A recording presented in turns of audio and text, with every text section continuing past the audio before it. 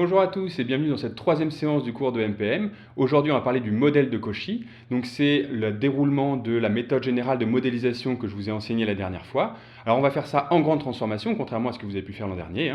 Et ce modèle, il a un domaine de validité énorme. Donc, c'est pour ça que je vais particulariser la méthode que je vous ai enseignée sur cet exemple-là en particulier, parce que vraiment, c'est le modèle le plus utilisé dans le monde en mécanique. Donc, c'est celui qu'il faut avoir en tête en premier lieu. Évidemment, ça ne veut pas dire que tout se résume à ce modèle, mais pour introduire vraiment les concepts en grande transformation, c'est le plus pratique, et donc c'est ce que je vais faire aujourd'hui.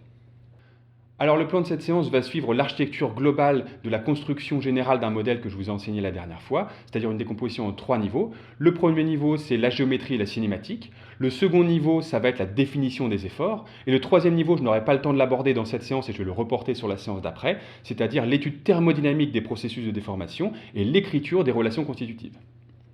Alors dans ce premier niveau géométrie et cinématique, je vais commencer par faire la description de la famille d'objets de mécanique, c'est-à-dire faire les 4 premiers choix fondamentaux qu'on avait vus la dernière fois. Le premier choix, c'est de choisir la dimension de la variété différentielle avec laquelle on travaille. Le deuxième choix, c'est de choisir le nombre de particules qu'on va accrocher en chaque point de matière. Le troisième choix, c'est d'associer une microstructure à ces particules.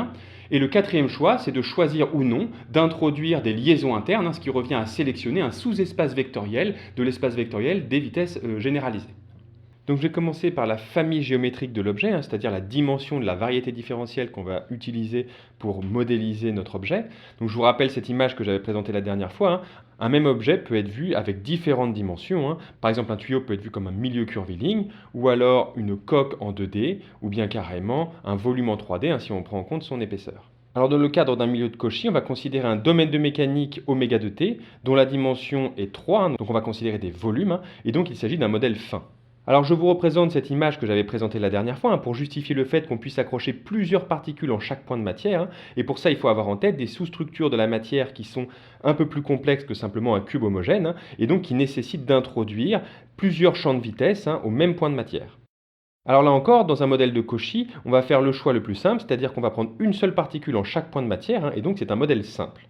Je vous rappelle que pour chaque particule, on peut définir une microstructure, c'est-à-dire un point non orientable, ou alors un objet rigide orientable, ou carrément un objet déformable. Et dans le cadre de la mécanique de Cauchy, on va choisir simplement un point non orientable, c'est-à-dire que le champ de vitesse généralisé est un vecteur.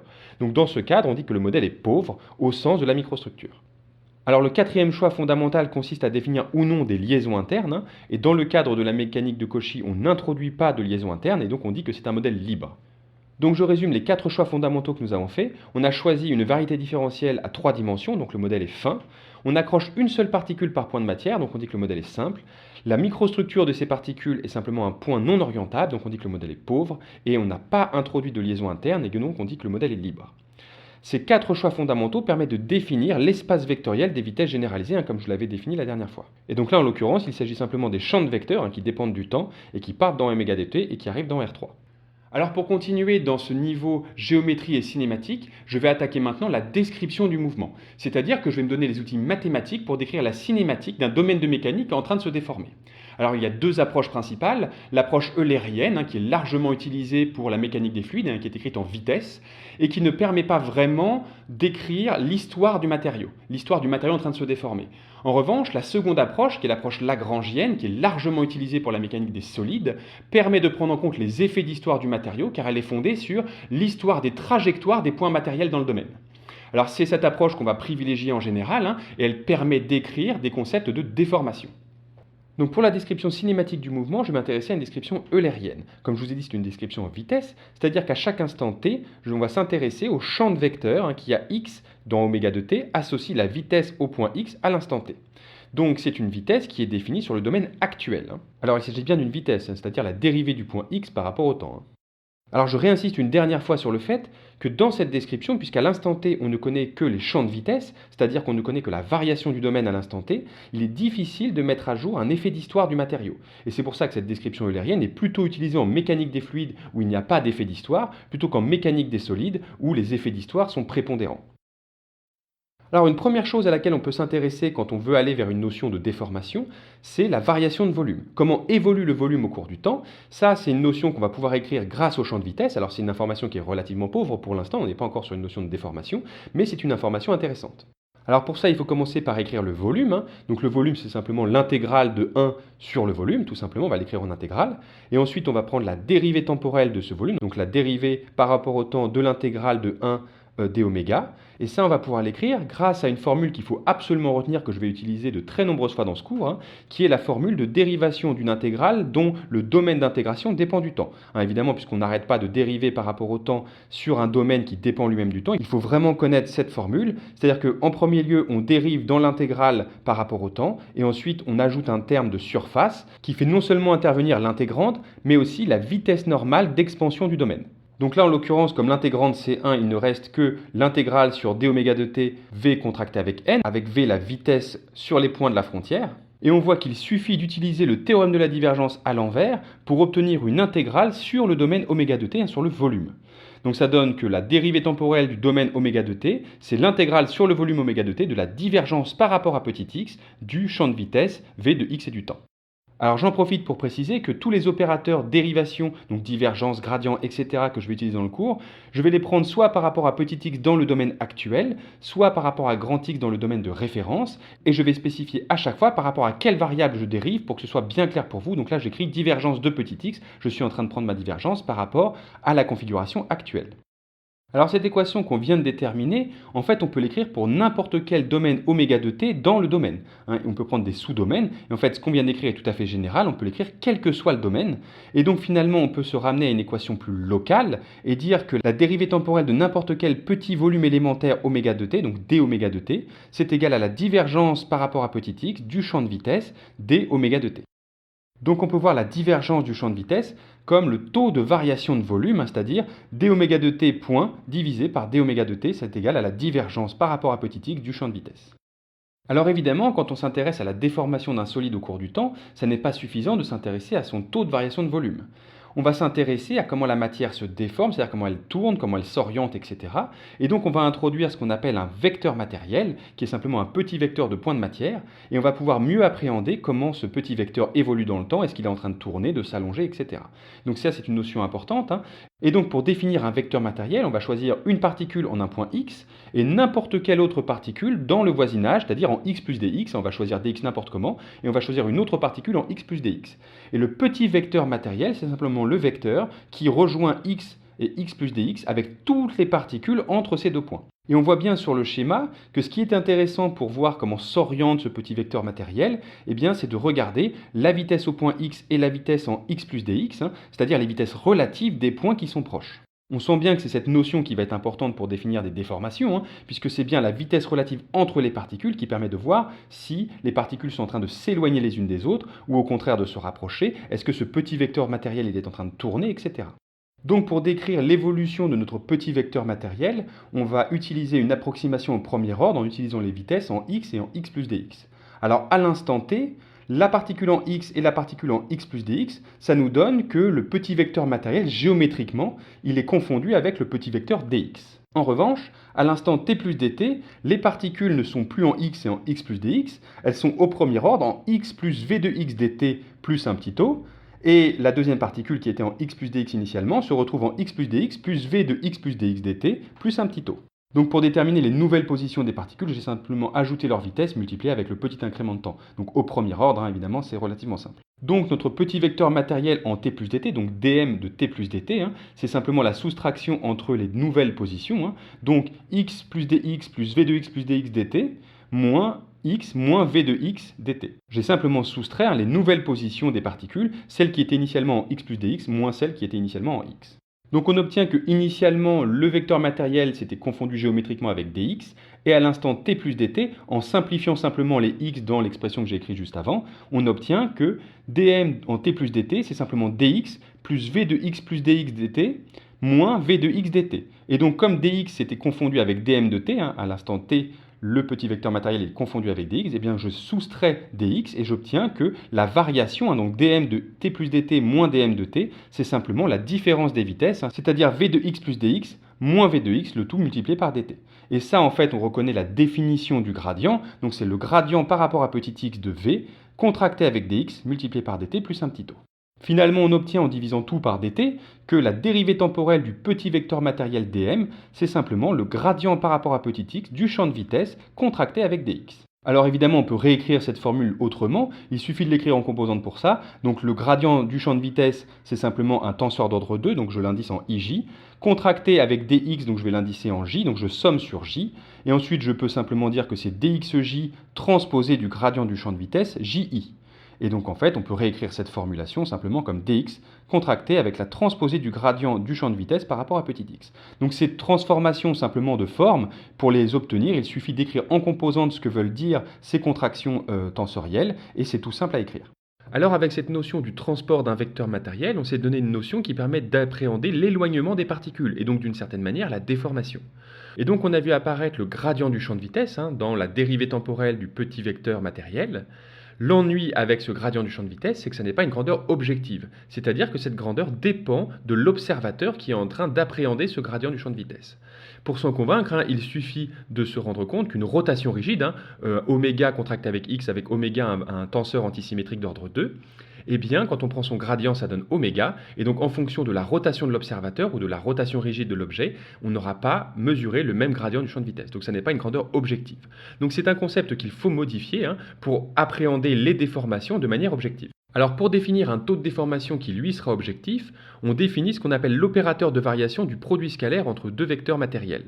Donc l'idée c'est au lieu de considérer l'évolution d'un vecteur matériel, on considère le produit scalaire entre deux vecteurs matériels qui partent du même point x. Donc on va considérer une particule au point x et n'importe quel couple de particules en x plus dx et x plus dx', et on va considérer les produits scalaires des vecteurs dm et dm', qui sont les vecteurs matériels qui rejoignent x et x plus dx et qui rejoignent x et x plus dx'.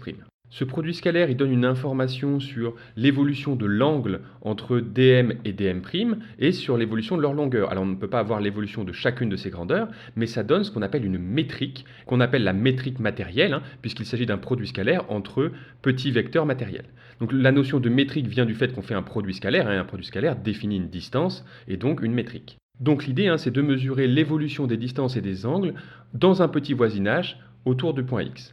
Et du coup, ce qu'on va appeler le taux de déformation, ce ne sera rien d'autre que la variation de cette métrique de la matière par le fait qu'on a introduit un produit scalaire entre les vecteurs matériels. Et donc il suffit de faire la dérivée temporelle de ce produit scalaire pour obtenir une forme bilinéaire de ces vecteurs matériels, c'est-à-dire qu'on va pouvoir définir un opérateur qui, précontracté par dm et post-contracté par dm', va caractériser la dérivée temporelle du produit scalaire dm'. Et ce, quel que soit dm et dm', c'est bien un opérateur qui s'applique sur n'importe quel vecteur matériel qui part du point x. Donc ce qu'on fait techniquement, c'est qu'on prend le produit scalaire dm' et on le dérive par rapport au temps. Donc ça se dérive comme un produit, donc ça donne dm' point plus dm point contracté avec dm'. Ça, on peut le réécrire en utilisant la formulation qu'on avait obtenue pour la dérivée temporelle d'un vecteur matériel. Donc je vous rappelle que dm' point, on peut l'écrire transposé du gradient de v contracté avec dm', et que dm point, on peut l'écrire dm contracté avec le gradient de v. Donc en recollant les morceaux, on obtient dm contracté avec gradient de v plus la transposée du gradient de v, le tout contracté avec dm'. Et là, en fait, on reconnaît à peu de choses près la partie symétrique du gradient de v, et donc on va définir le taux de déformation comme cette partie symétrique du gradient de v. Donc la seule différence, c'est qu'il y a un facteur 1,5, donc ce facteur 1,5, c'est simplement de la décoration, et le taux de déformation est donc défini comme ça. Et là, pour le coup, on se rend compte que ce taux de déformation, il est bien objectif, c'est-à-dire qu'il est insensible à la rotation de l'observateur ou la rotation de corps rigide de l'objet, puisque la partie symétrique d'un tenseur antisymétrique, ça vaut 0. Donc même si vous prenez une rotation rigide ou une rotation de l'observateur, quand vous prenez la partie symétrique du gradient sur champ de vitesse, ça va donner 0. Donc ce taux de déformation, il est bien objectif. Alors je définirai un peu plus précisément ce que veut dire objectif dans une prochaine séance, on verra mathématiquement ce que ça veut dire, et on fera la liste des champs qui sont objectifs ou non dans la construction cinématique qu'on aura faite. Alors maintenant qu'on a réussi à se donner un taux de déformation qui soit satisfaisant dans une description eulérienne, on va faire sensiblement la même chose avec une description lagrangienne en s'appuyant sur la trajectoire des particules. Alors je vous rappelle qu'en Lagrangien, il y a deux configurations, une configuration actuelle et une configuration de référence. À l'instant t, en chaque point petit x correspond une particule grand X dans la configuration de référence. Grand X, c'est le nom de la particule, c'est son matricule. Accessoirement, c'est aussi sa position dans la configuration de référence. Et donc il existe une trajectoire, ce qu'on appelle une transformation, qui va transporter la particule grand X à la position petit x à l'instant t dans la configuration actuelle. Donc cette transformation, on peut la voir comme un champ de vecteurs, puisque c'est en 3 dimensions, qui prend comme argument la particule grand X et le temps, puisque c'est une transformation qui évolue au cours du temps, puisque le matériau se déforme au cours du temps. Alors de la même manière qu'on avait calculé le taux de variation de volume en eulérien, on va calculer la variation de volume en lagrangien. Donc là, il n'y a plus de dérivée temporelle, mais l'idée est la même. Il s'agit de voir comment évolue le volume entre la configuration de référence et la configuration actuelle. Donc comme tout à l'heure, de manière triviale, on définit le volume comme l'intégrale d'un petit élément de volume sur le volume. Et on va utiliser simplement un changement de variable, qui est le changement de variable de la transformation, tout simplement. C'est-à-dire x égale phi de grand X et du temps. Donc de la même manière que vous saviez faire un changement de variable en 1D en classe préparatoire, si vous aviez par exemple x égale phi de y, vous écriviez que dx est égal à phi prime de y dy, et bien là on écrit simplement d oméga égale le déterminant du gradient de votre changement de variable, et ça on appelle ça la jacobienne, c'est pour ça qu'on appelle ça j de x et du temps, d oméga 0. D oméga 0 étant l'élément de volume dans la configuration de référence. Cette formule de changement de variable pour des intégrales 3D, normalement vous avez dû voir ça en cours d'analyse, en cours d'ingénieur ou en licence de maths, mais c'est quelque chose qu'il faut bien voir, puisque c'est en fait ce qui permet d'écrire directement la formulation de la variation de volume, c'est simplement un changement de variable dans une intégrale. Donc finalement, on obtient que d oméga, c'est égal à j de x et du temps, d oméga 0, avec j la jacobienne, c'est-à-dire le déterminant du gradient de la transformation. Attention, cette fois, le gradient il est pris par rapport à grand X, puisque la transformation prend comme argument les positions dans la configuration de référence et non pas dans la configuration actuelle. Donc là, les gradients sont pris par rapport à grand X. De la même manière que tout à l'heure, avoir la variation de volume, c'est une information intéressante, mais ça n'est pas du tout suffisant pour définir une notion de déformation qui serait beaucoup plus locale, et donc il va falloir travailler un peu plus pour obtenir un concept de déformation qui tient la route en lagrangien. Alors on va reprendre la même stratégie qu'en eulérien, c'est-à-dire qu'on va regarder comment évolue un vecteur matériel. Donc on va faire un opérateur de transport du vecteur matériel. Cette fois-ci, au lieu de le faire en vitesse comme en eulérien, on va simplement regarder l'évolution entre la configuration de référence et la configuration actuelle. Donc de la même manière qu'on avait défini un vecteur matériel en eulérien, on va considérer une particule grand X dans la configuration de référence, on va considérer une autre particule grand X plus d grand X dans la configuration de référence. Ça va définir un vecteur matériel qui est composé des particules entre x et la particule grand X plus d grand X. Et ce vecteur matériel va être transporté dans la configuration actuelle simplement via le transport de grand X et le transport de x plus d grand X. Donc ça va donner un vecteur matériel dm dans la configuration actuelle.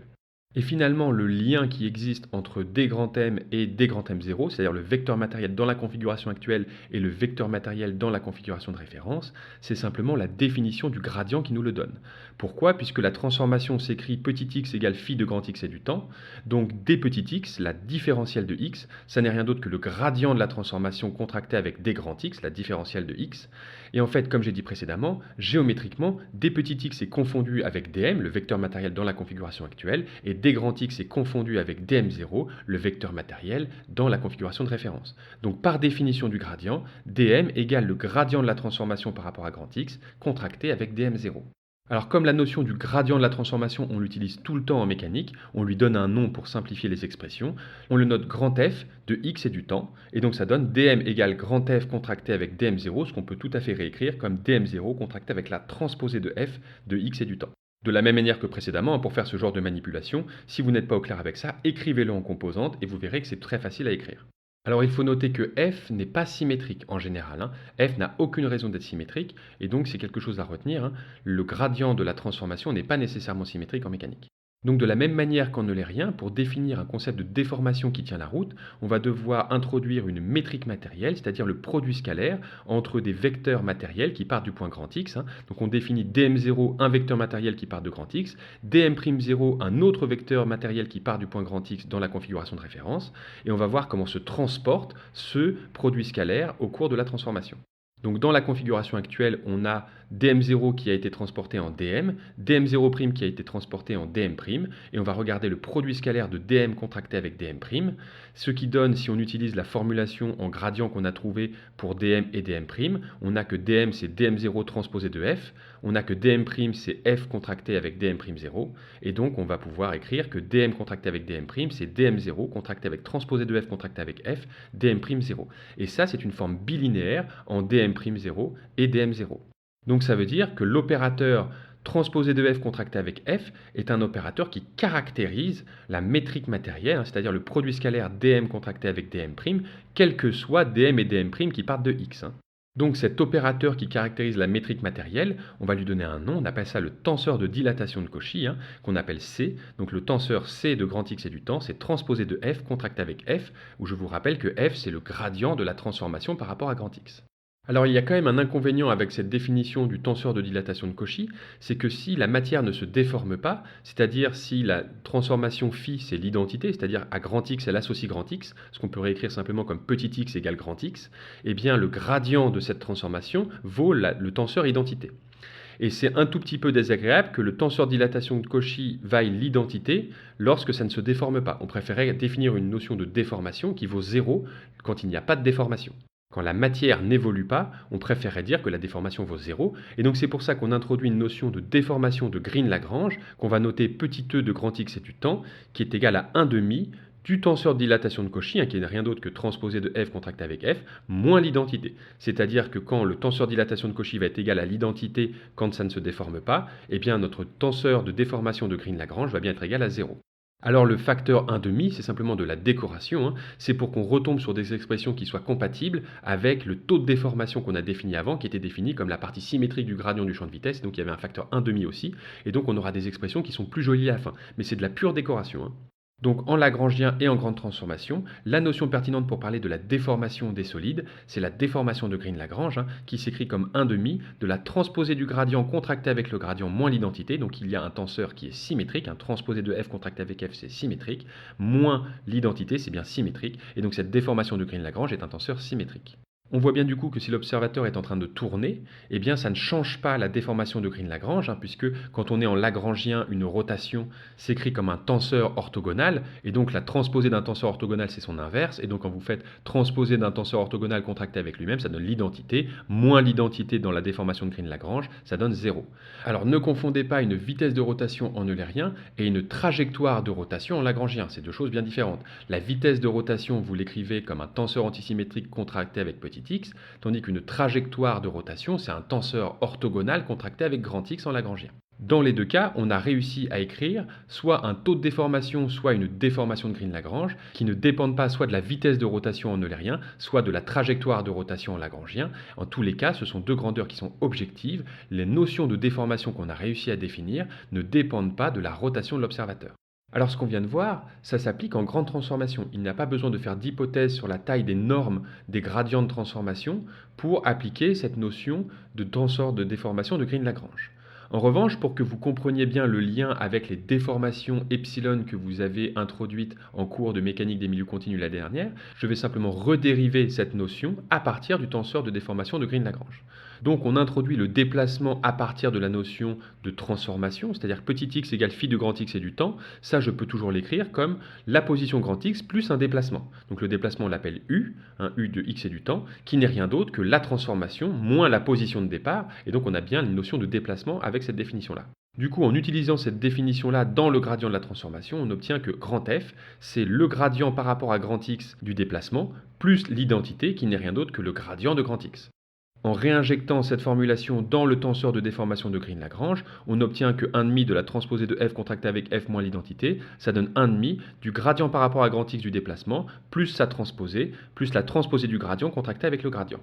Et l'idée qu'il y a derrière l'hypothèse des petites transformations, c'est de négliger transposer du gradient de U contracté avec le gradient de U dans la déformation de Green-Lagrange. L'argument, c'est de dire que le gradient de U est suffisamment petit pour que le carré du gradient de U, ou plus exactement la transposée du gradient contracté avec le gradient, soit infinitésimale devant le gradient de U et sa transposée. Et donc dans le cadre de cette hypothèse, on voit bien que la déformation de Green-Lagrange s'identifie avec la partie symétrique du gradient du champ de déplacement, qui est la déformation linéarisée que vous avez dû utiliser massivement en cours de mécanique des milieux continus l'année dernière. Je vous indique cette notion de déformation linéarisée pour que vous retrouviez vos acquis, mais dans la suite de ce cours, on va travailler en grande transformation, et donc je vais plutôt parler de déformation de Green-Lagrange plutôt que de déformation linéarisée. Alors maintenant qu'on vous a donné une notion de déformation en lagrangien et une notion de taux de déformation en eulérien, on va pouvoir faire le lien entre ces deux visions, puisque, in fine, elles parlent de la même situation de mécanique. Alors la première chose, c'est qu'on peut définir la vitesse à partir des trajectoires. Donc, En lagrangien, on définit des trajectoires, c'est-à-dire à petit x, on associe une particule grand X dans la configuration de référence, et donc on avait défini petit x égale phi de grand X et du temps. Il suffit de dériver la trajectoire dans la configuration actuelle pour obtenir le champ de vitesse. Donc la vitesse, ça n'est rien d'autre que la dérivée de x par rapport au temps, ce qui donne en réinjectant petit x égale phi de grand X et du temps, la dérivée partielle de grand phi par rapport à sa seconde variable, c'est-à-dire le temps, puisque grand X, lui, ne dépend pas du temps. Ensuite, on peut également faire le lien entre les variations de volume et le taux de variation de volume. Donc pour ça, on écrit la variation de volume en lagrangien. On avait vu que dω c'était la jacobienne, c'est-à-dire j de grand X et du temps dω 0, et on peut le dériver par rapport au temps. Donc la dérivée de ça par rapport au temps, ça donne simplement la dérivée de la jacobienne dω 0. dω 0 ne dépendant pas du temps, on ne dérive que la jacobienne. Ensuite, on avait écrit en eulérien que cette même dérivée du petit élément de volume par rapport au temps, c'était la divergence du champ de vitesse dω. Donc dω, on sait que c'est égal à j dω 0, et donc on peut écrire que la dérivée par rapport au temps de dω, c'est la divergence de v par rapport à petit x multipliée par la jacobienne j dω 0. Et donc en combinant ces deux équations, on obtient directement que la divergence du champ de vitesse par rapport à petit x, c'est j point j-1. Alors après la variation de volume, on avait défini l'évolution d'un vecteur matériel. Donc on va une fois encore faire le lien entre la vision lagrangienne et la vision eulérienne. On commence par considérer la vision lagrangienne, c'est-à-dire que dm c'était égal au gradient de la transformation par rapport à grand X dm0. Il suffit de prendre la dérivée temporelle de ça pour avoir la variation du vecteur matériel. Donc dm point c'est égal à f point dm0. Une fois encore, parce que dm0 ne dépend pas du temps. Maintenant, si on reconsidère ce qu'on avait écrit en eulérien, on avait trouvé que dm point, c'était le gradient du champ de vitesse par rapport à petit x contracté avec dm. Donc dm, on sait que c'est f dm0, donc ça donne le gradient du champ de vitesse par rapport à petit x contracté avec f contracté avec dm0. En combinant ces deux équations, on obtient directement que le gradient du champ de vitesse par rapport à petit x, c'est f point contracté avec f-1. Alors à ce stade, vous pouvez vous demander pourquoi f elle est nécessairement inversible. C'est quelque chose que je n'ai pas dit jusqu'à présent et que j'aurais dû dire avant. La transformation est nécessairement une bijection, puisqu'à chaque point grand X, on associe un unique point petit x. Il s'agit bien de trajectoires où les particules ne peuvent pas se chevaucher à l'arrivée. Donc en chaque point petit x à l'instant t correspond une unique particule grand X dans la configuration de référence. Donc il s'agit bien d'une bijection. On peut faire cette transformation dans un sens ou dans un autre. Il y a bien une correspondance unique entre grand X et petit x. Donc évidemment, quand on prend le gradient de cette transformation, il est inversible. On va continuer ce travail de correspondance entre une vision lagrangienne et une vision eulérienne sur la métrique matérielle. Donc dans la vision lagrangienne, on considère le produit scalaire entre deux vecteurs matériels dm et dm', ce qui donne dm0 contracté avec le tenseur dilatation de Cauchy contracté avec dm'0, c'est ce qu'on avait montré. Il suffit de prendre la dérivée temporelle pour avoir le taux de variation de cette métrique matérielle. Donc ça donne simplement dm0 contracté avec c points contracté avec dm'0, puisque dm0 et dm'0 ne dépendent pas du temps. Et il suffit de comparer avec ce qu'on avait obtenu avec la vision eulérienne. Donc la dérivée temporelle de dm contracté avec dm', ça donne 2 dm contracté avec le taux de déformation contracté avec dm'. Je vous rappelle que le taux de déformation, c'était 1/2 du gradient du champ de vitesse plus sa transposée, et donc le facteur 2 vient de là, simplement à cause de la définition du taux de déformation. Alors ensuite, il suffit de réinjecter la définition de dm par rapport à dm0. Je vous rappelle que dm, c'était dm0 contracté avec la transposée de f, que dm', on peut l'écrire comme f contracté avec dm'0. Donc on réinjecte ça et ça donne que cette dérivée temporelle de dm contracté avec dm', ça donne 2 dm0 contracté avec transposée de f, contracté avec le taux de déformation, contracté avec f, contracté avec dm'0. Alors là, on voit l'intérêt d'avoir mis un 1/2 dans la définition de la déformation de Green-Lagrange. Simplement, ça va permettre d'écrire une relation sans facteur entre le taux de déformation et E point. Pour faire ça, il suffit d'écrire que la dérivée temporelle du tenseur de dilatation de Cauchy, c'est égal à 2 fois la dérivée temporelle du tenseur de déformation de Green-Lagrange. Ça, c'est simplement dû au fait que la dérivée temporelle de l'identité fait 0. Et donc, en réinjectant ça dans la dérivée temporelle de dm contracté avec dm', qui était égale à dm0 contracté avec c point contracté avec dm'0, eh bien, on obtient que le taux de déformation, c'est égal à transposé de f-1 contracté avec E point contracté avec f-1. Donc finalement, le taux de déformation, ça n'est pas simplement la dérivée temporelle de la déformation de Green-Lagrange, il faut transporter cette notion grâce au gradient de la transformation. Comme vous allez le voir, ce gradient de la transformation, il sert tout le temps pour transporter les notions, soit dans la configuration actuelle quand on part de la configuration de référence, ou alors pour transporter les notions entre une vision lagrangienne et une vision eulérienne. Alors je vous présente un petit récapitulatif de tout ce qu'on vient de dire entre les deux descriptions possibles, une description lagrangienne et la description eulérienne. Donc dans la description lagrangienne, on s'intéresse à la transformation qui va permettre de définir les trajectoires. On s'intéresse évidemment au gradient de cette transformation par rapport à grand X, qu'on appelle grand F. On avait obtenu simplement par la définition du gradient que le vecteur matériel dm c'était égal à grand F contracté avec le vecteur matériel dans la configuration de référence. On avait obtenu que la variation de volume s'écrivait à l'aide de la jacobienne, c'est-à-dire le déterminant du gradient, et qu'une notion de déformation pouvait être obtenue grâce à la transposée de f contractée avec f, ce qu'on appelle le tenseur de dilatation de Cauchy, et on pouvait définir la déformation de Green-Lagrange, qui a le bon goût de s'annuler quand le matériau ne se déforme pas, et cette déformation de Green-Lagrange se définit comme 1/2 de transposée de f contractée avec f moins l'identité, c'est-à-dire 1/2 de c moins l'identité. En eulérien, on travaille en vitesse, et on avait obtenu que le taux de variation du vecteur matériel s'écrivait comme dm point égale le gradient du champ de vitesse par rapport à petit x contracté avec le vecteur matériel dm, et le taux de variation de volume s'écrivait à l'aide de la divergence par rapport à petit x du champ de vitesse. En travaillant un peu, on avait réussi à définir une notion de taux de déformation qui était objective et qui s'écrivait comme la partie symétrique du gradient du champ de vitesse par rapport à petit x. J'écris maintenant au centre les équations qui permettent de faire le lien entre ces deux visions. La vitesse, ça s'écrit à partir des transformations comme la dérivée temporelle des transformations par rapport à la seconde variable.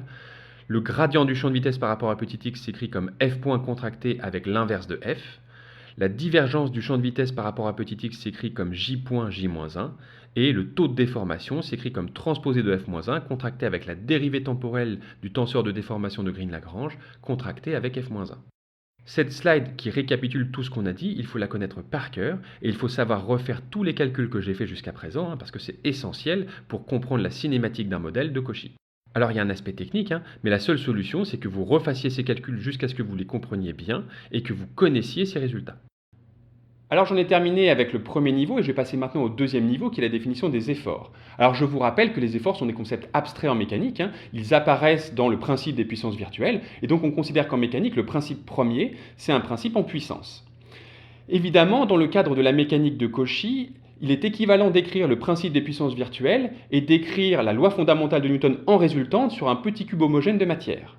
Évidemment, je vous rappelle ce que j'avais dit la dernière fois, le principe des puissances virtuelles en général est beaucoup plus versatile que l'écriture de la loi fondamentale de Newton, parce qu'on peut simplement écrire des puissances virtuelles des efforts intérieurs plus ou moins compliqués, ce qui va correspondre à des structures internes de la matière différentes, tandis que si on voulait partir de la loi fondamentale de Newton pour écrire ces modèles plus compliqués, il faudrait d'abord être capable d'imaginer ces structures internes de la matière avant de pouvoir écrire la loi fondamentale de Newton. Tandis qu'avec le principe des puissances virtuelles, on écrit simplement des puissances virtuelles des efforts intérieurs plus ou moins compliqué, et le modèle se déroule tout seul. Le revers de la médaille de ça, c'est évidemment qu'on va découvrir à la fin si le modèle est pertinent ou non.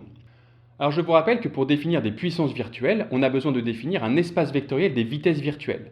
Cet espace est une sorte de grosse trousse à outils dans lequel on a des fonctions test. Alors on appelle ça des vitesses parce qu'il s'agit de définir un opérateur puissance, mais en fait ce ne sont les vitesses de rien du tout, ce ne sont pas du tout les dérivées temporelles d'une quelconque trajectoire virtuelle. Il faut voir ça plutôt que simplement comme des fonctions test qui définissent un opérateur, donc c'est un concept abstrait, et on change de trousse à outils à chaque instant. Donc ces champs de vitesse ne dépendent pas du temps, ils ne dépendent que de l'espace, on change de trousse à outils à chaque instant pour définir l'opérateur puissance. Donc j'espère que vous voyez la différence avec l'espace vectoriel des vitesses généralisées, qui elles sont bien les dérivées temporelles d'une trajectoire et donc dépendent du temps. Et évidemment, à l'instant t, l'espace vectoriel des vitesses généralisées doit être contenu dans l'espace vectoriel des vitesses virtuelles. Alors dans le cadre d'un milieu de Cauchy, l'espace vectoriel des mouvements virtuels est particulièrement simple. On se donne à chaque instant un espace de champ de vitesse suffisamment régulier. Donc ça correspond au cinquième choix fondamental de notre modélisation. Le sixième choix, c'est de définir l'espace vectoriel des mouvements rigidifiants. Et là encore, c'est particulièrement simple dans un milieu de Cauchy puisqu'on n'a qu'une seule particule, on est en 3D. Et donc l'espace vectoriel des mouvements rigidifiants est composé des translations rigides et des rotations rigides. Donc c'est l'ensemble des champs de vitesse qui, à n'importe quelle position dans le domaine, associe une même vitesse de translation et une composante en rotation qui s'écrit comme un tenseur antisymétrique contracté avec x, et ça donne bien une rotation rigide de toute la matière. Alors je vous rappelle que les mouvements de corps rigides servent à définir le noyau de la puissance virtuelle des efforts intérieurs, c'est-à-dire l'espace qui est composé des mouvements qui ne produisent pas de puissance des efforts intérieurs. Dit de manière plus prosaïque, ça veut dire que ce sont les mouvements qui ne déforment pas la matière. Alors on va passer maintenant aux formes linéaires permettant de définir les efforts d'accélération, les efforts extérieurs et les efforts intérieurs. Je vous rappelle que les efforts apparaissent comme les préfacteurs des vitesses dans les puissances virtuelles. Et évidemment, dans le cadre de la mécanique de Cauchy, on va faire des choix extrêmement simples pour la puissance virtuelle des efforts d'accélération, pour la puissance virtuelle des efforts extérieurs et pour la puissance virtuelle des efforts intérieurs. Alors je vais commencer par définir la puissance virtuelle des efforts extérieurs. Donc on définit une forme linéaire des vitesses virtuelles. Donc la puissance virtuelle des efforts extérieurs dans un champ de vitesse virtuelle V étoile, on écrit ça comme un terme de volume, c'est-à-dire une densité de force volumique contractée avec ce champ de vitesse virtuelle intégré sur le volume. Alors cette densité de force volumique, on peut l'écrire aussi comme une densité massique de force multipliée par une masse volumique, et donc ça donne l'intégrale sur le volume de la masse volumique ρ en petit x et du temps, multipliée avec la force massique en petit x et du temps, contractée avec la vitesse virtuelle V étoile. Mais évidemment, on peut définir aussi des efforts appliqués par la surface. Donc on va ajouter un terme de surface qui correspond simplement aux efforts extérieurs appliqués mécaniquement par la surface. On va appeler cette force de surface grand T de petit x et du temps. Et donc on va intégrer sur la surface du domaine T contracté avec le champ de vitesse virtuelle. Donc avec ces deux termes, on prend en compte non seulement les efforts extérieurs appliqués directement sur le volume, typiquement la gravité, etc., et les forces surfaciques, et on voit bien qu'on a défini une forme linéaire des vitesses virtuelles. Alors je vais passer maintenant à la définition de la puissance virtuelle des efforts d'accélération. Donc là encore, on définit une forme linéaire des vitesses virtuelles, et on écrit simplement une densité des forces d'accélération contractée avec la vitesse virtuelle. Donc on intègre sur le volume la masse volumique multipliée par l'accélération de la particule, contractée avec la vitesse virtuelle. Cette définition, elle tombe sous le sens, puisqu'on n'a qu'une seule particule, donc on va prendre une inertie d'accélération qui correspond à la loi de Newton. Alors il y a simplement un point de détail sur comment on calcule l'accélération à partir du champ de vitesse. Vous savez que l'accélération, c'est la dérivée temporelle de la vitesse.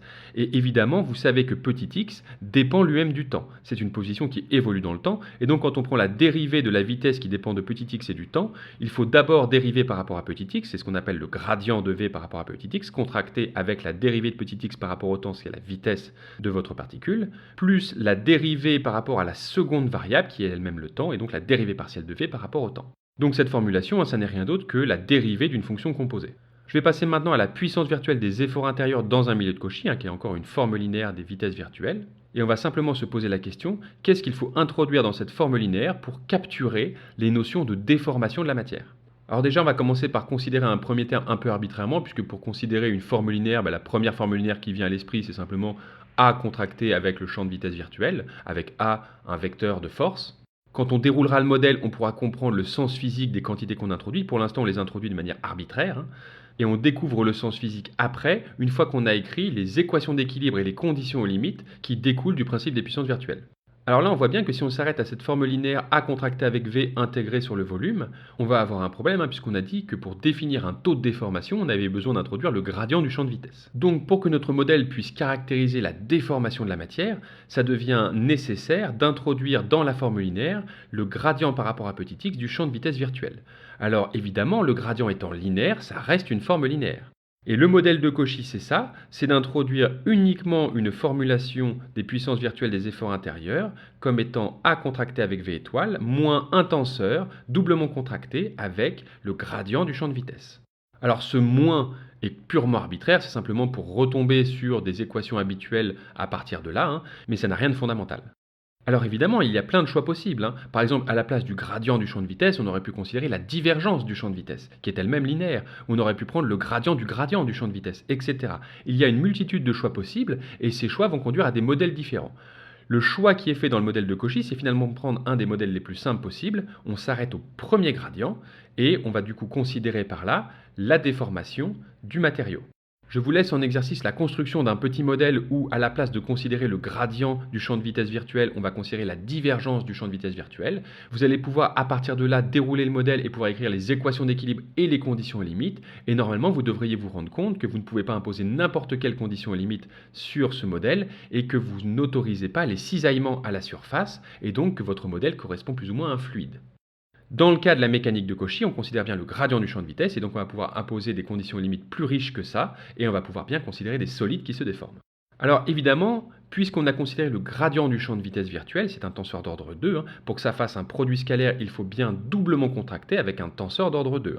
Donc le préfacteur qui est devant le gradient du champ de vitesse, c'est un tenseur d'ordre 2 qui est nommé le champ de contrainte de Cauchy, qui correspond à ce que vous aviez vu en mécanique des milieux continus l'année dernière.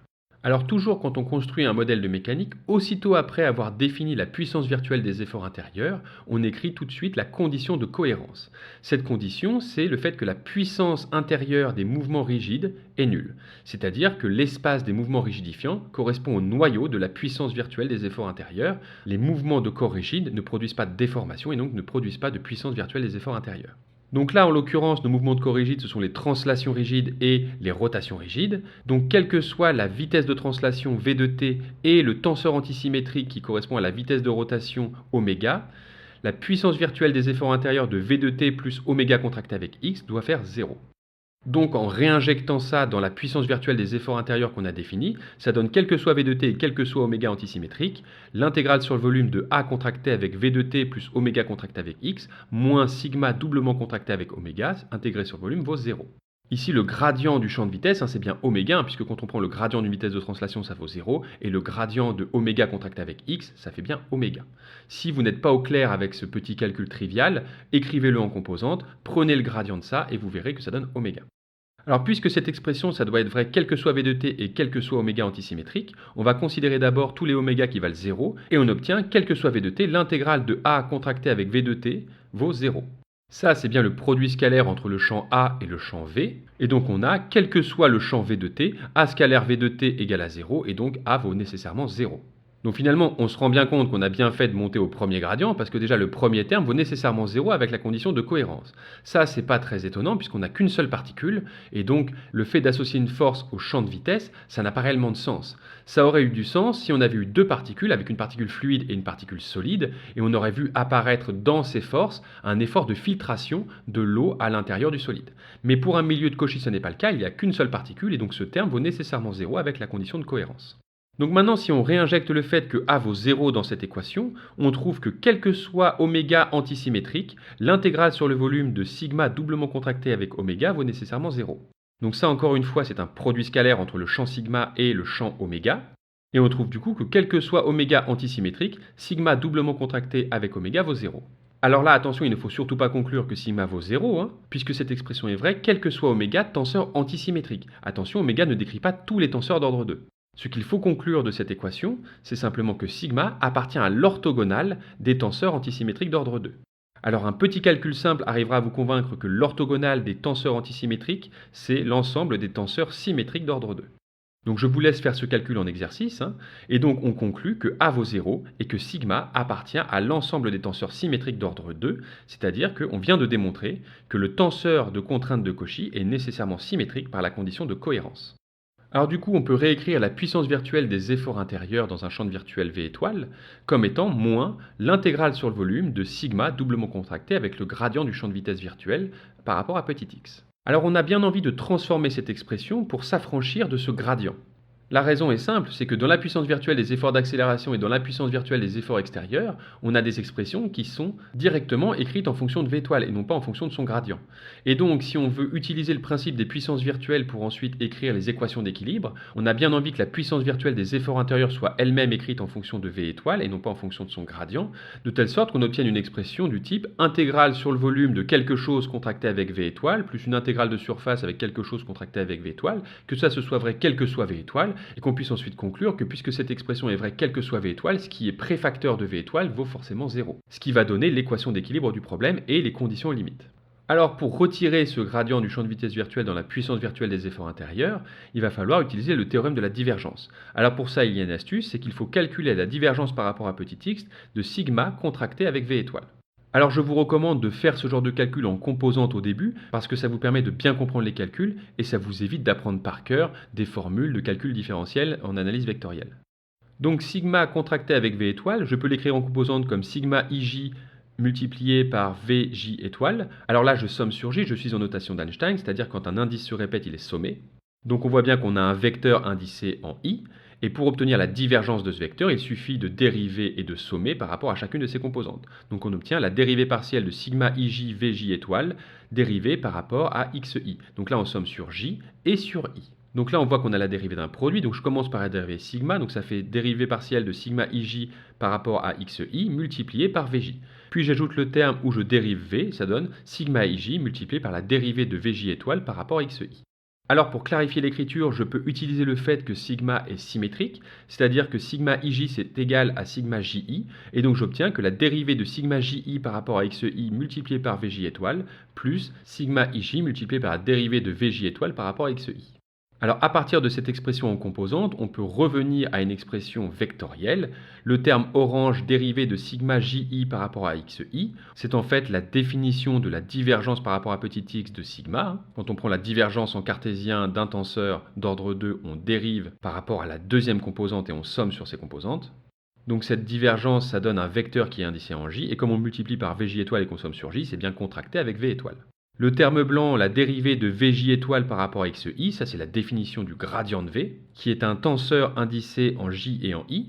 Et donc comme on a multiplié par la gauche par sigma ij et qu'on somme sur i et sur j, on a bien sommé avec les indices en miroir, et donc on obtient bien sigma doublement contracté avec le gradient de v étoile. Alors là, j'ai pas mal détaillé le calcul et je l'ai commenté. C'est un calcul que vous devez absolument savoir faire. Vous devez être très au clair sur les contractions, les doubles contractions, les gradients, les divergences, etc.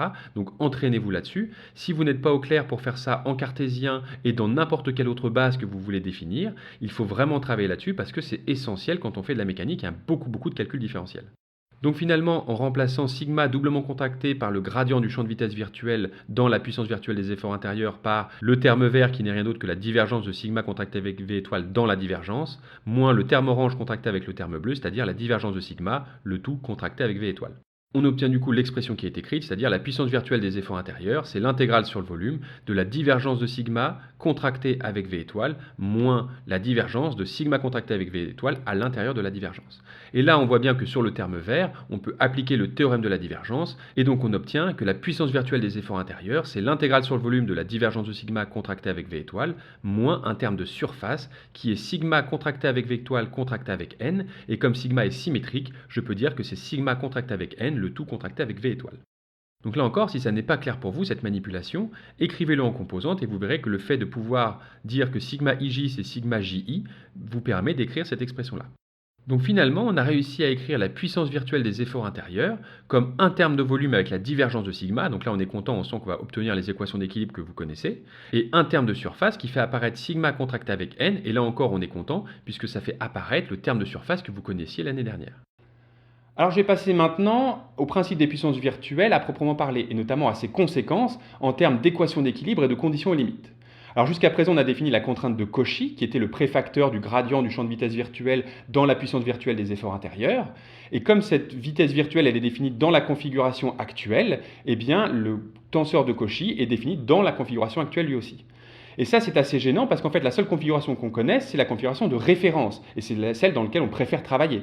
Et donc ça va nous amener à définir des concepts de contraintes dans différentes configurations, notamment la contrainte de Boussinesq et la contrainte de Piola-Kirchhoff, en plus de la contrainte de Cauchy.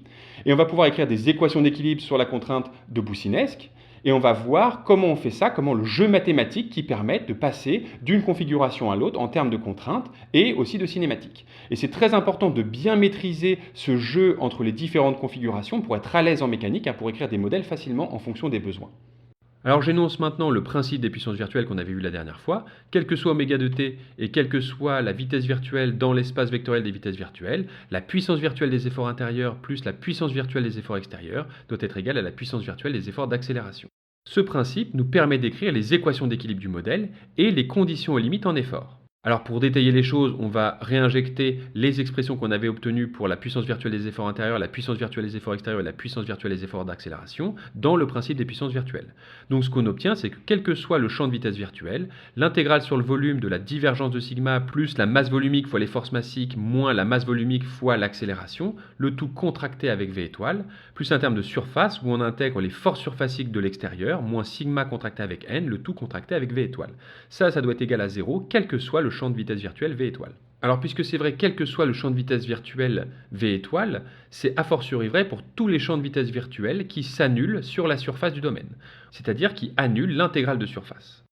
Alors il reste que l'intégrale sur le volume de la divergence plus la masse volumique fois les forces massiques moins la masse volumique fois l'accélération contractée avec V étoile vaut 0 sur tous ces champs de vitesse virtuelle qui s'annulent sur la surface. Alors l'espace des vitesses virtuelles qui s'annulent à la surface est suffisamment grand pour qu'on puisse conclure que la divergence de sigma plus la masse volumique fois les forces massiques moins la masse volumique fois l'accélération valent 0. Et donc on obtient les équations du problème, quel que soit x dans le volume, la divergence de sigma plus les forces volumiques, ou alors la masse volumique fois les forces massiques, c'est pareil, est égale à la masse volumique fois l'accélération. Donc maintenant, on peut réinjecter ça dans le principe des puissances virtuelles, et on sait donc que le terme de volume vaut nécessairement 0. Ça veut dire que quel que soit le champ de vitesse virtuelle, y compris ceux qui ne s'annulent pas sur la surface, vont annuler le terme de surface, c'est-à-dire l'intégrale sur la surface du domaine de force surfacique moins sigma contracté avec n contracté avec v étoile vaut 0.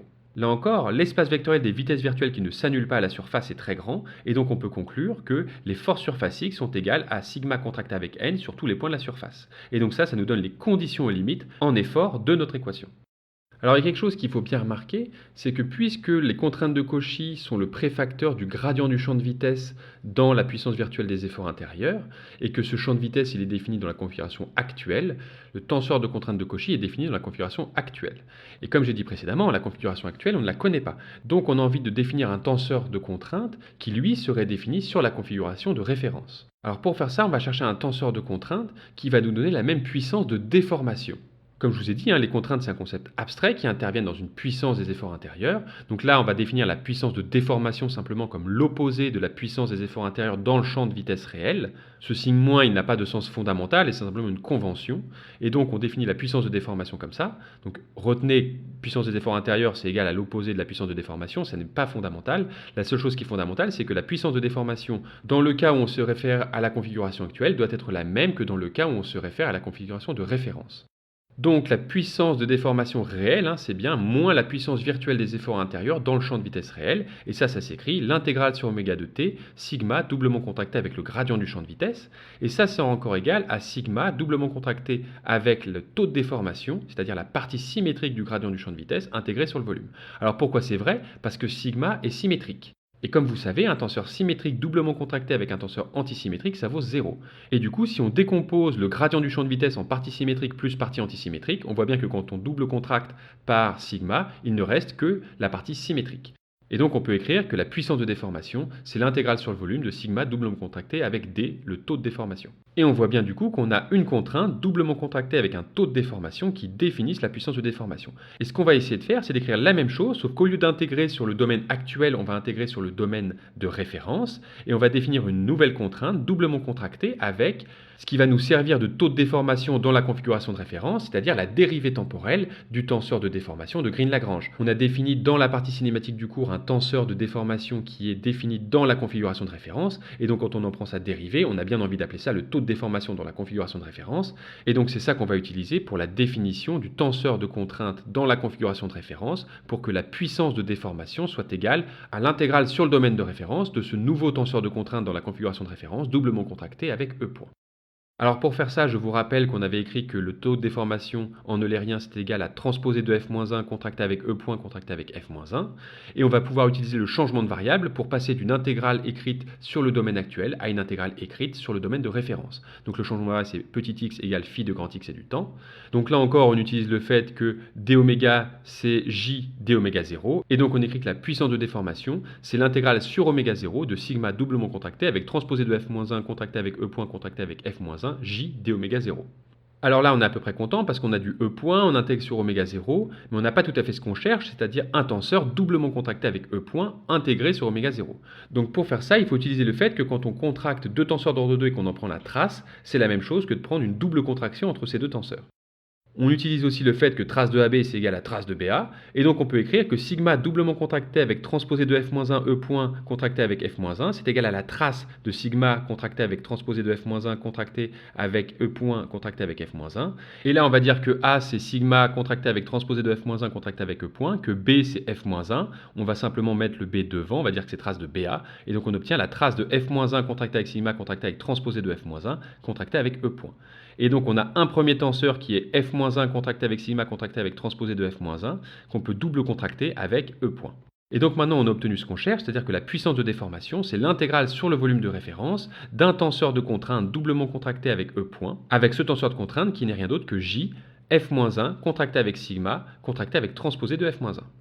Alors on appelle ce tenseur de contrainte le tenseur de Piola-Kirchhoff, et vous voyez que cette définition est une définition en puissance, c'est-à-dire qu'il a une définition abstraite dans une puissance comme préfacteur d'une forme de taux de déformation dans la configuration de référence qu'on a choisi comme étant la dérivée temporelle du tenseur de déformation de Green-Lagrange.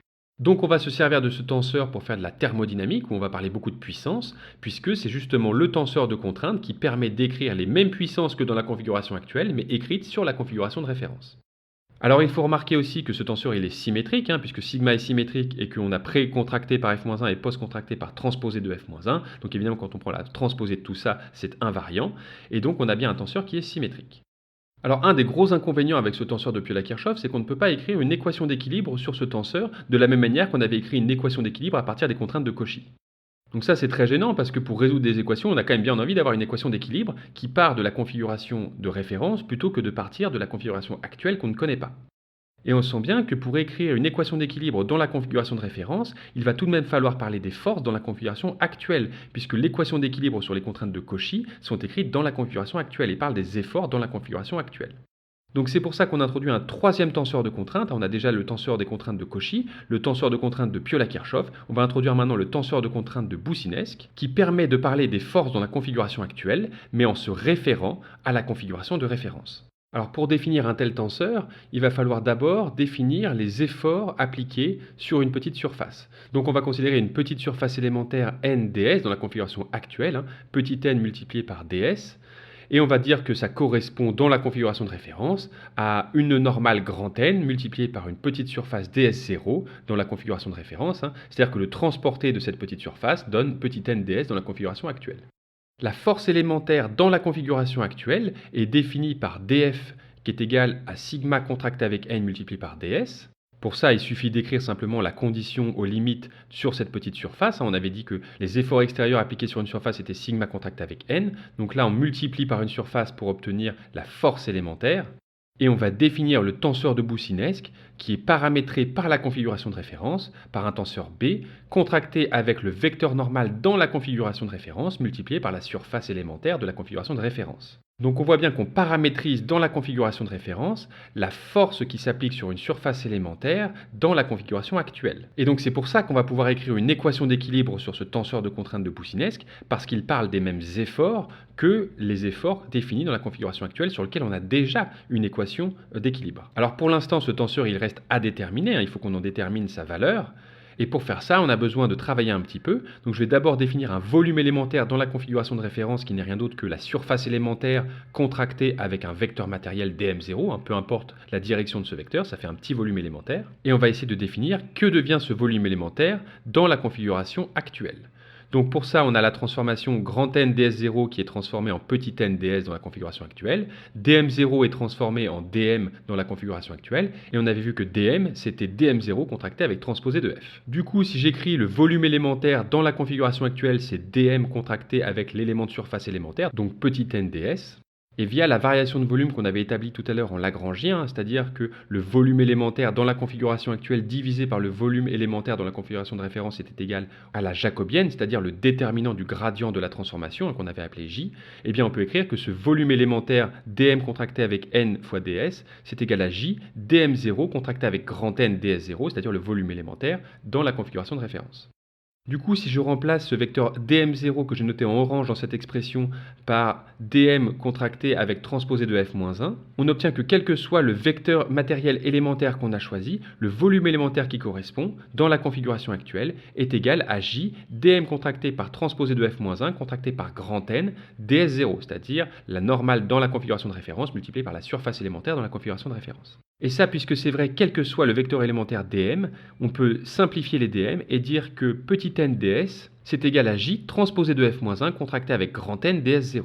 Donc on vient d'écrire une équation de transport du vecteur normal et d'une surface élémentaire dans la configuration actuelle vers la configuration de référence, via j, c'est-à-dire la jacobienne, le déterminant du gradient de la transformation, et via le gradient de la transformation avec le terme transposé de f-1. Donc maintenant, si on reprend la définition qu'on s'est donnée pour le tenseur de Boussinesq, à savoir que les petites forces élémentaires sur n'importe quel élément de surface dans la configuration actuelle devaient pouvoir s'écrire en les paramétrisant dans la configuration de référence. Donc sigma contracté avec petit n ds doit être égal au tenseur de Boussinesq contracté avec grand N ds0. En réinjectant ce qu'on vient de trouver, à savoir petit n ds, c'est j transposé de f-1 contracté avec grand N ds0, en réinjectant cette expression dans la définition du tenseur de Boussinesq, on obtient que j sigma contracté avec la transposée de f-1 contracté avec n ds0, c'est égal à b, le tenseur de Boussinesq, contracté avec grand N ds0, le vecteur normal multiplié par sa surface élémentaire dans la configuration de référence. Et cette définition, elle est vraie quel que soit le vecteur normal et l'élément de surface élémentaire qu'on s'est donné, et donc on peut simplifier et obtenir la définition du tenseur de Boussinesq, c'est J sigma contracté avec transposé de f-1. Alors attention, ce tenseur de contrainte de Boussinesq n'est pas symétrique. Sigma, il est bien symétrique. En revanche, comme je vous ai dit tout à l'heure, le gradient de la transformation n'a aucune raison d'être symétrique a priori, et donc B, le tenseur de Boussinesq, n'est pas nécessairement symétrique. Alors en reprenant la définition du tenseur de Piola-Kirchhoff qui était égal à J f-1 contracté avec sigma contracté avec la transposée de f-1, on se rend compte que finalement le tenseur de Boussinesq, ça n'est rien d'autre que le gradient de la transformation contracté avec le tenseur de Piola-Kirchhoff. Il faut bien voir la différence entre le tenseur de Piola-Kirchhoff et le tenseur de Boussinesq. Les deux sont des tenseurs de contrainte. Le tenseur de Piola-Kirchhoff permet d'écrire dans la configuration de référence la puissance de déformation, tandis que le tenseur de Boussinesq permet d'écrire une équation d'équilibre en paramétrisant sur la configuration de référence. En revanche, l'équation d'équilibre parle bien des efforts dans la configuration actuelle. Donc le tenseur de Boussinesq, il a un pied dans la configuration de référence et un pied dans la configuration actuelle. Il décrit les efforts dans la configuration actuelle, mais en les paramétrisant dans la configuration de référence. Alors je vais vous montrer maintenant comment on écrit une équation d'équilibre à partir du tenseur de Boussinesq. Donc pour ça, il suffit d'écrire l'équation d'équilibre qu'on a déterminée tout à l'heure avec sa condition limite. Divergence de sigma plus ρ fm égale ρ fois l'accélération. Et la condition limite, c'est quel que soit x appartenant à la frontière du domaine, sigma contracté avec n égale la force appliquée sur le domaine. J'écris l'équation d'équilibre et j'intègre ça sur le volume. Donc on obtient l'intégrale sur oméga de t de divergence de sigma plus ρ fm moins l'accélération est égal à 0. Et on va utiliser le théorème de la divergence sur la partie divergence de sigma. Donc ça donne l'intégrale sur la surface du domaine de sigma contracté avec n ds plus l'intégrale sur le volume de ρ fm moins l'accélération est égal à 0. Comme d'habitude, on fait un changement de variable qui permet d'intégrer sur le domaine de référence au lieu du domaine actuel. Et donc on fait ce changement de variable petit x égale phi de grand X. Et on utilise la définition du tenseur de Boussinesq, c'est-à-dire que sigma contracté avec n multiplié par un petit élément de surface dans la configuration actuelle, c'est égal au tenseur de Boussinesq paramétrisé dans la configuration de référence, contracté avec le vecteur normal dans la configuration de référence, multiplié par ds0, l'élément de surface dans la configuration de référence. Donc le terme de surface dans l'équation d'équilibre, c'est-à-dire l'intégrale sur la surface du domaine actuel de sigma contracté avec nds, ça va être égal à l'intégrale sur la surface du domaine de référence du tenseur de Boussinesq contracté avec grand N ds0. Et le terme de volume va être simplement modifié. On va remplacer dω par j dω0 et on va obtenir l'intégrale sur le volume du domaine de référence de j ρ fm moins l'accélération dω0. Alors on peut définir une masse volumique dans la configuration de référence qui serait égale à J fois la masse volumique dans la configuration actuelle. Cette définition, en fait, elle tombe sous le sens avec la variation de volume. On sait que J, c'est égal au volume dans la configuration actuelle divisé par le volume dans la configuration de référence. Donc ça doit bien être égal à la masse volumique dans la configuration de référence divisé par la masse volumique dans la configuration actuelle. Du coup, en combinant tout ça, on obtient que l'intégrale sur la surface du domaine de référence de B contracté avec n fois l'élément de surface ds0, plus l'intégrale de volume sur la configuration de référence de ρ0, multiplié par fm moins l'accélération dω0 vaut 0.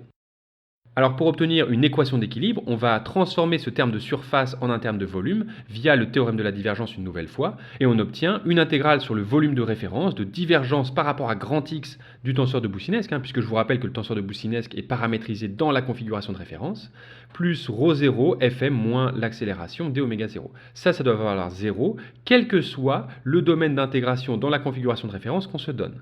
Donc puisque c'est vrai, quel que soit le volume qu'on s'est donné, eh bien on peut enlever l'intégrale et avoir une équation locale, et on écrit que quel que soit x dans le domaine ω0, la divergence de B plus ρ0 multiplié par fm paramétrisé dans la configuration de référence, donc on prend simplement phi de grand X et du temps à la place de petit x, moins l'accélération paramétrisée dans la configuration de référence, tout ça, ça doit valoir 0. Et donc on vient d'écrire une équation d'équilibre dans la configuration de référence, qui est paramétrisée par la configuration de référence, et pour ça on a besoin du tenseur de Boussinesq pour prendre cette dérivation divergence de B par rapport à grand X et non plus par rapport à petit x. Donc on est plutôt content parce qu'on sait écrire cette équation d'équilibre dans la configuration de référence. L'inconvénient, c'est que le tenseur de Boussinesq qu'on a dû introduire pour ça n'est pas symétrique dans le cas général. Donc je récapitule tout ce qu'on a dit à propos des contraintes. Dans une description complètement eulérienne, on a défini un tenseur de contraintes de Cauchy qui était apparu dans la puissance virtuelle des efforts intérieurs comme le préfacteur du gradient du champ de vitesse. Ce tenseur de contraintes, il permet non seulement d'écrire les puissances des efforts intérieurs, mais également d'écrire une équation d'équilibre et les conditions et limites dans la configuration actuelle. En revanche, comme cette configuration actuelle on ne la connaît pas, on a quand même bien envie d'écrire des tenseurs de contraintes qui font référence à la configuration de référence. Pour cela, on a introduit un premier tenseur de contraintes qui permettait d'écrire la puissance de déformation de la même manière qu'on avait écrit la puissance de déformation dans la configuration actuelle, c'est-à-dire l'intégrale sur le volume du tenseur de contraintes doublement contracté avec un taux de déformation. On a pris pour la configuration de référence comme taux de déformation la dérivée temporelle des déformations de Green-Lagrange, puisque les déformations de Green-Lagrange sont définies dans la configuration de référence. Et donc on a obtenu ce tenseur de contraintes de Piola-Kirchhoff qui permet d'écrire cette puissance de déformation. Donc c'est cette contrainte-là qu'on utilise en thermodynamique, puisqu'en thermodynamique, on s'intéresse aux énergies et aux puissances, et donc c'est ça qui va intervenir. En revanche, pour résoudre un problème de mécanique, on a besoin de résoudre une équation d'équilibre. Et donc, on a aussi défini un nouveau tenseur de contraintes qui, lui, a un pied dans la configuration de référence et un pied dans la configuration actuelle, et qui permet de décrire les forces appliquées dans la configuration actuelle, mais en les paramétrisant dans la configuration de référence. Et ça, c'est nécessaire si on veut écrire une équation d'équilibre, puisque l'équation d'équilibre est écrite sur sigma, c'est-à-dire sur les forces dans la configuration actuelle. Et donc, du coup, il nous faut ce tenseur qui parle de ces forces dans la configuration actuelle, mais en les paramétrisant dans la configuration de référence, et donc c'est le tenseur de Boussinesq, on l'avait défini comme étant J, sigma contracté avec la transposée de f-1. Alors, cette slide récapitulative, il faut la connaître par cœur elle aussi, et il faut bien comprendre les concepts, il faut bien comprendre les calculs qui nous ont menés à écrire ces tenseurs de contraintes, et ne surtout pas mélanger la contrainte de Piola-Kirchhoff et la contrainte de Boussinesq. On peut écrire une équation d'équilibre avec des conditions et limites sur la contrainte de Boussinesq, et on peut écrire des puissances avec la contrainte de Piola-Kirchhoff. Alors, si vous lisez des publications scientifiques en anglais, vous verrez que dans le monde anglo-saxon, on dit Piola-Kirchhoff 1 et Piola-Kirchhoff 2 pour parler du tenseur de Piola-Kirchhoff et du tenseur de Boussinesq. Alors, comme Boussinesq était français en France, on a tendance à dire le tenseur de Boussinesq à la place, mais sachez que ça correspond au tenseur de Piola-Kirchhoff 2 dans la littérature anglo-saxonne. Alors c'est pas volé qu'on l'appelle le tenseur de Boussinesq, parce que Boussinesq a réellement écrit cette contrainte avec un pied dans la configuration de référence et un pied dans la configuration actuelle, donc c'est tout à fait légitime de l'appeler comme ça. Voilà, je présente aussi une dernière fois le passage de la description lagrangienne à la description eulérienne pour la cinématique, qu'on a déjà vu, j'ai déjà montré cette slide, simplement pour que vous voyez ce qu'il faut absolument retenir. Il faut retenir les deux dernières slides et il faut savoir comment on obtient tous ces calculs. Il faut être extrêmement au clair sur tous les aspects mathématiques que j'ai pu utiliser dans ce cours. C'est pas très compliqué. Si vous n'êtes pas au clair avec ça, il faut vous entraîner parce que ce n'est qu'une question d'habitude. À partir de la formation initiale que vous avez déjà, vous êtes parfaitement capable de comprendre tout ça. Voilà, j'en ai terminé avec ce cours sur la mécanique de Cauchy. Donc l'enjeu principal pour vous, ça va être de maîtriser l'aspect grande transformation par rapport à ce que vous connaissiez de votre année précédente en mécanique des milieux continus. Vous avez pu remarquer qu'il y a un aspect mathématique non négligeable, mais qui est tout à fait abordable. C'est vraiment très important que vous connaissiez sur le bout des doigts ces équations-là, que vous maîtrisiez bien ces calculs. Donc pour ça, il n'y a pas 36 000 solutions, il faut refaire les calculs jusqu'à ce que vous les compreniez bien et que vous soyez capable de connaître les résultats par cœur. Évidemment, l'aspect le plus important, c'est ces équations de transport entre les différentes configurations, que ce soit au niveau de la cinématique ou au niveau des contraintes. Donc je vous dis à la semaine prochaine et d'ici là, travaillez bien.